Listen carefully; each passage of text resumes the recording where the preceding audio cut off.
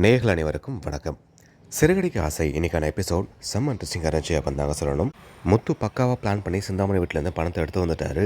ஆனாலுமே தான் பண்ண தப்பை அந்த விஜயை மறைக்கிறதுக்காக சிந்தாமணிக்கு சப்போர்ட்டாக பேசிகிட்டு இருக்காங்க. ஒரு கட்டத்தில் சிந்தாமணி வீட்டிலேருந்து தான் இந்த பணத்தை கொண்டு வந்தோம் அப்படின்னு ரவி சொல்ல விஜயாவுக்கு ஆடல அப்படின்னு தான் சொல்லணும்.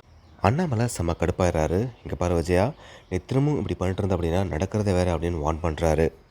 இன்னொரு பக்கம் மீனா சுட்டு கொடுத்த வடையால் ரெஸ்டாரண்ட்டில் ரவிக்கும் ஸ்ருதிக்கும் நல்ல பேர் கிடைக்கிது.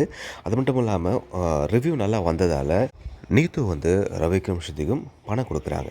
ஆனால் இதுக்கெல்லாம் மீனா தான் காரணம் அப்படின்றதால வீட்டுக்கு வந்த ஸ்ருதி அந்த பணத்தை மீனாட கொடுக்க மீனா வந்து அதெல்லாம் வேணாம் அப்படின்னு மறுக்கிறாங்க. பட் இருந்தாலும் இதுக்கெல்லாம் நீங்கள் சுட்டு கொடுத்த வடை தான் காரணம் அப்படின்றதால ஸோ நீங்கள் பாதியாச்சும் வாங்கிக்கணும் அப்படின்னு வற்புறுத்தி மீனாவுக்கு பணத்தை வந்து கொடுக்குறாங்க. இதெல்லாம் ஒரு பக்கம் இருந்தாலும் நாளைக்கான எபிசோடில் விஜயா வந்து பார்வதி வீட்டுக்கு போகிறாங்க. அங்கே ரோகிணியும் எதர்ச்சியாக வராங்க. விஜயா வந்து வசியம் பண்ணுற மந்தவரை பார்க்கணும் அப்படின்னு சொல்ல பார்வதி ஏன்னு கேட்குறாங்க.